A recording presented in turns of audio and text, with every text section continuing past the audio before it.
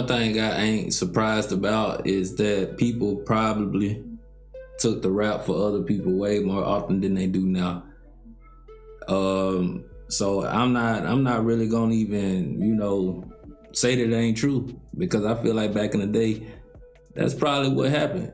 There probably was a lot more people who was willing to take the raps for people just to see them thrive and believe that they gon' look out for them when they get home, and they probably did. So yeah, man, I believe that a lot of stuff that go on now, I don't think it was going on back in the day. But I also do believe that's why it's a lot of innocent people that's in prison right now to this day.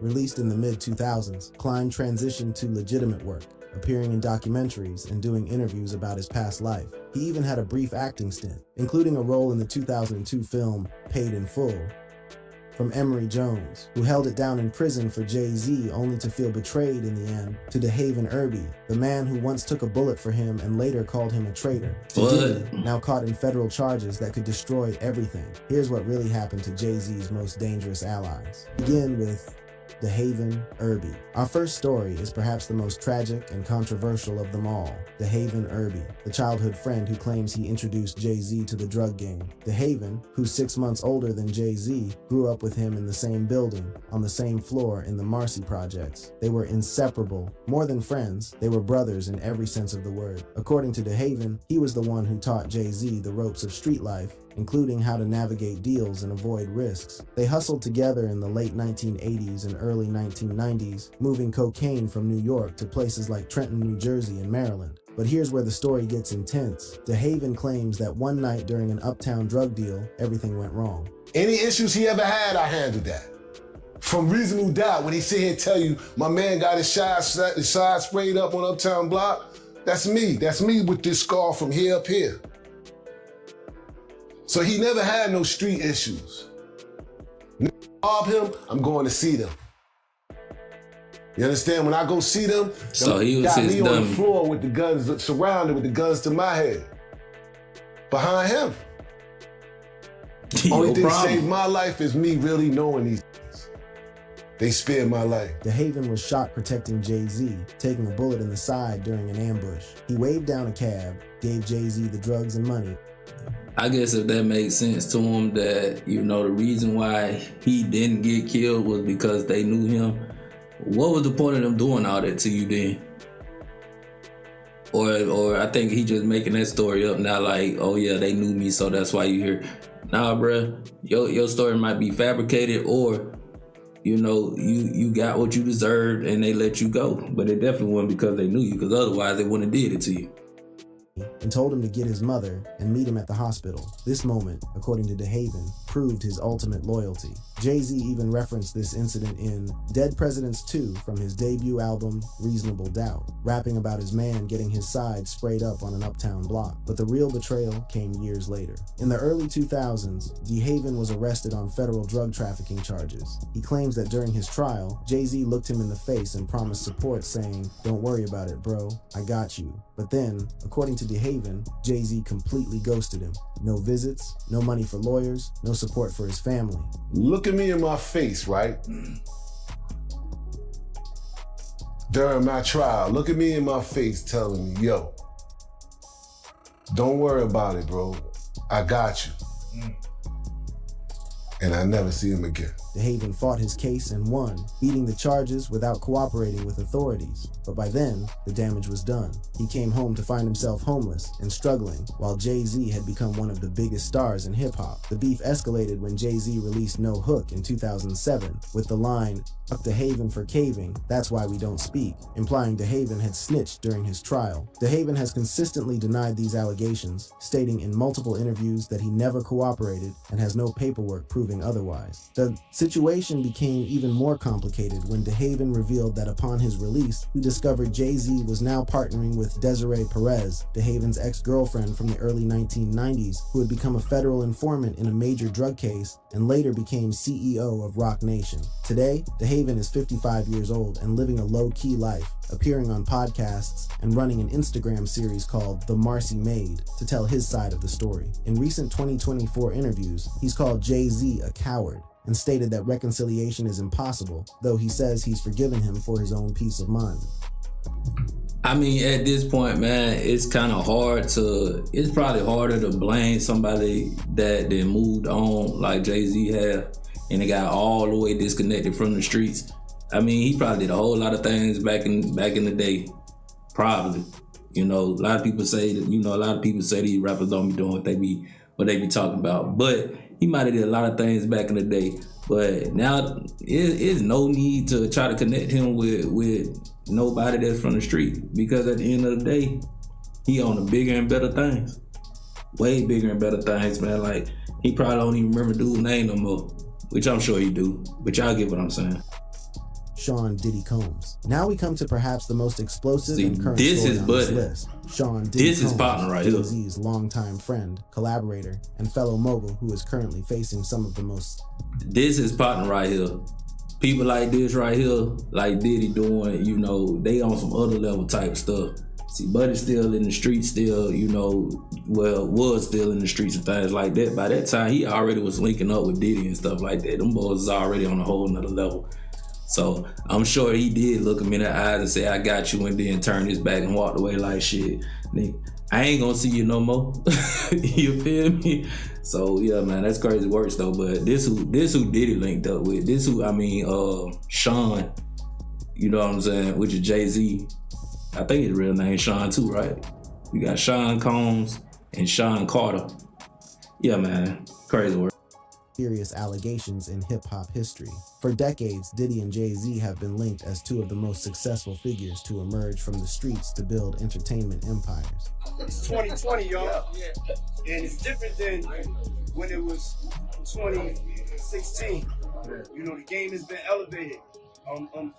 As we can tell, there's no expense being spared. We had a black billionaires lunch. Their relationship dates back to the late 1990s, when both were establishing themselves as not just artists, but business moguls. They collaborated on tracks, co-hosted industry events, and were frequently seen together at parties and gatherings. Their bond seemed unshakable. Two Brooklyn to Harlem kids who had conquered the music industry and built billion-dollar brands. They co-owned ventures, attended each other's celebrations, and presented a united front as black excellence in entertainment. But in September 2024, everything changed. Diddy was arrested on federal charges of sex trafficking, racketeering, and coercion involving what prosecutors called freak-off parties, dating back to 2008. The indictment painted a disturbing picture of Diddy allegedly using his power and influence to coerce women into drug-fueled sexual performances, often recorded without consent. He pleaded not guilty, but the evidence seemed overwhelming, with over 100 accusers coming forward with similar stories. Then came the bombshell that directly implicated Jay-Z.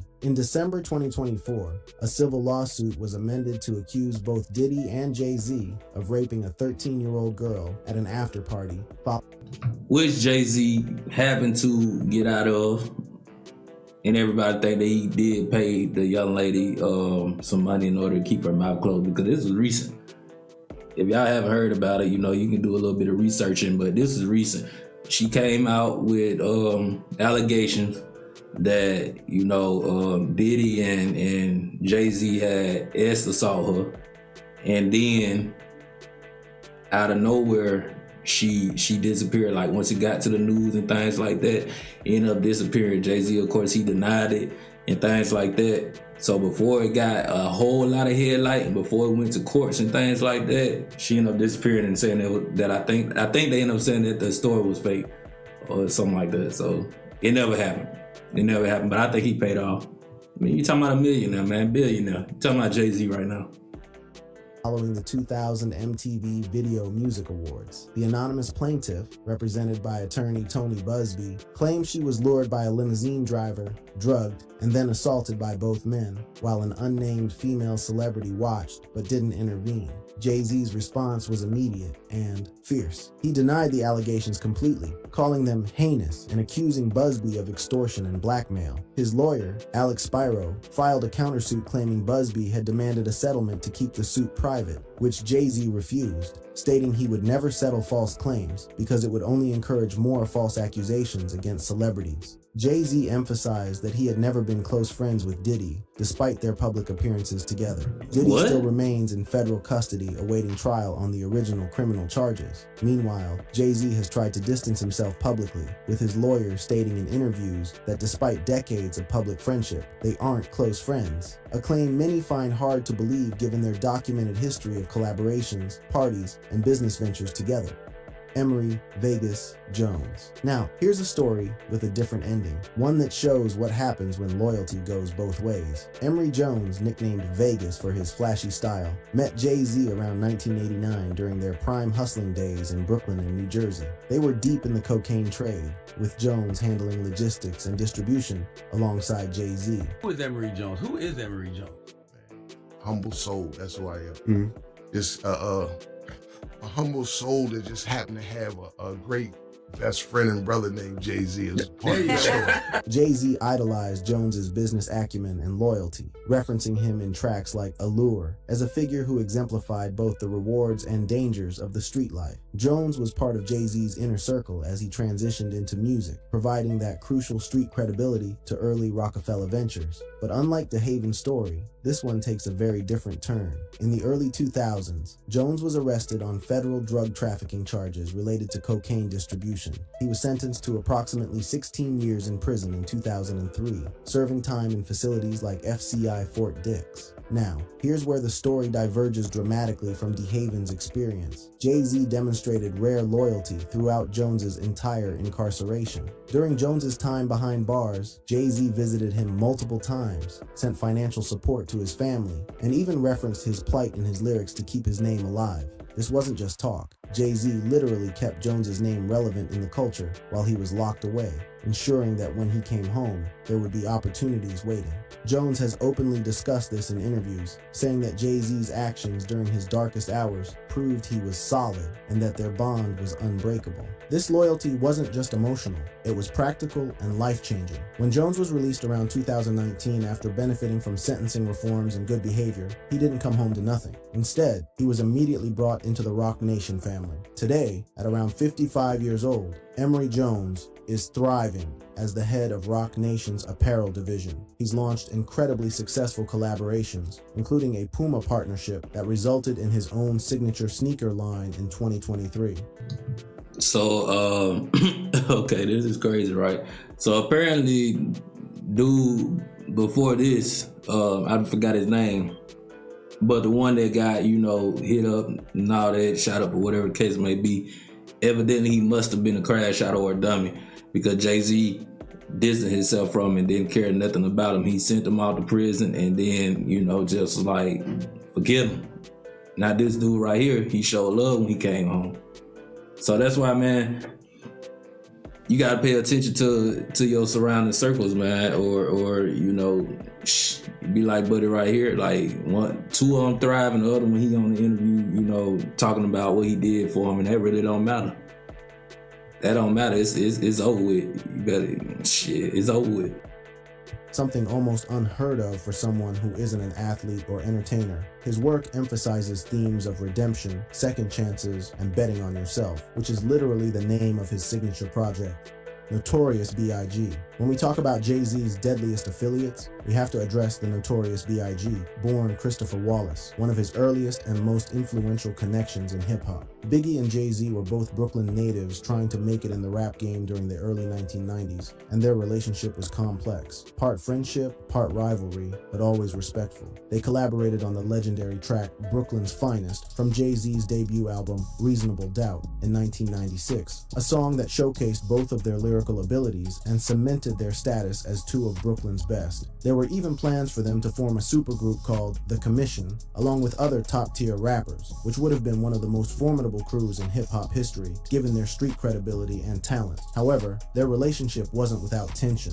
As both of their careers accelerated, there were rumors of competition, and underlying friction.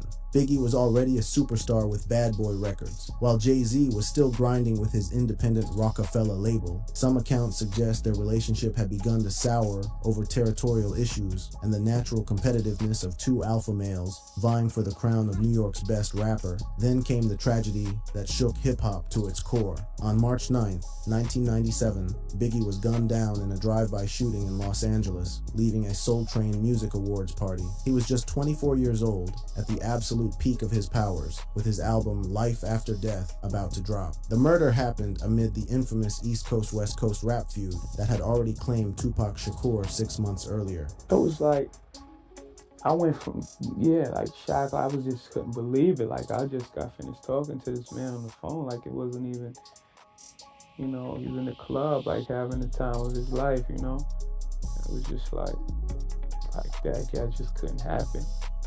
The killing remains officially unsolved, though. Theories abound linking it to rivalries involving Death Row Records, Suge Knight, and the ongoing coastal beef that had turned deadly. What made it even more tragic was that Biggie had traveled to Los Angeles, trying to promote peace in his new album, not looking for trouble. He was ambushed at a red light, shot multiple times, and died shortly after at Cedars-Sinai Medical Center. For Jay-Z, Biggie's death was a pivotal moment. He has paid tribute to Biggie numerous times in his music, honoring his legacy and acknowledging their connection.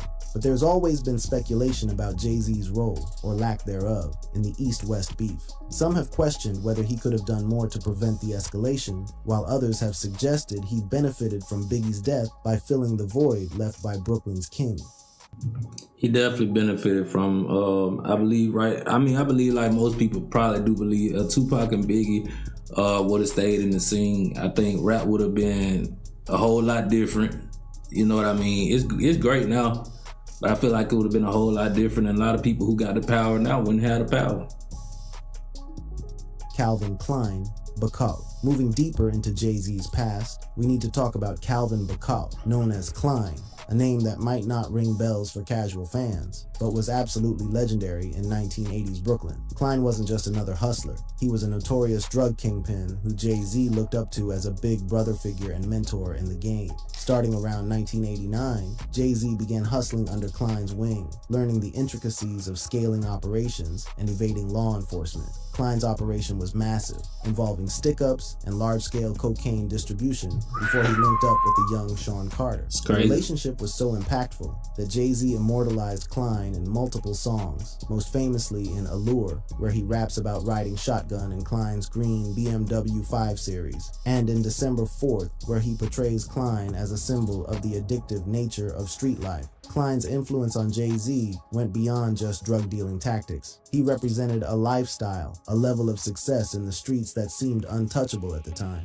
Klein taught Jay-Z about presentation, about carrying yourself like a boss even when the cops were circling. That Klein nickname itself was a nod to the designer brand Calvin Klein, reflecting his stylish demeanor and his approach to the game. Everything had to look good. Everything had to be calculated. But like so many in that era, Klein's empire eventually crumbled in the 1990s. He faced multiple arrests and was eventually convicted on drug and weapons charges, beginning a prison sentence that would last over a decade starting around 1994. During one particular bust, there are claims that Jay-Z was allegedly present, but managed to escape charges, with some suggesting that Klein took the fall to protect him, though this has never been definitively proven. What's interesting about Klein's story compared to others on this list is that he doesn't harbor the same level of resentment. One thing I ain't surprised about is that people probably took the rap for other people way more often than they do now. So I'm not really gonna even, say that it ain't true, because I feel like back in the day, that's probably what happened. It probably was a lot more people who was willing to take the raps for people just to see them thrive and believe that they gonna, look out for them when they get home, and they probably did. So yeah, man, I believe that a lot of stuff that go on now, I don't think it was going on back in the day. But I also do believe that's why it's a lot of innocent people that's in prison right now to this day. Released in the mid-2000s, Klein transitioned to legitimate work, appearing in documentaries and doing interviews about his past life. He even had a brief acting stint, including a role in the 2002 film Paid in Full, which dramatized the era they all lived through. In his interviews, particularly a detailed 2014 Vlad TV series, Klein speaks about his partnership with Jay-Z with a sense of pride rather than bitterness. He praises Jay-Z's intelligence and business acumen, acknowledging that even back then, you could see Sean Carter was destined for something bigger than the streets. Klein has noted that the game's dangers, the constant threat of violence, imprisonment, or death, made his time behind bars feel like a blessing in disguise because it ultimately saved his life.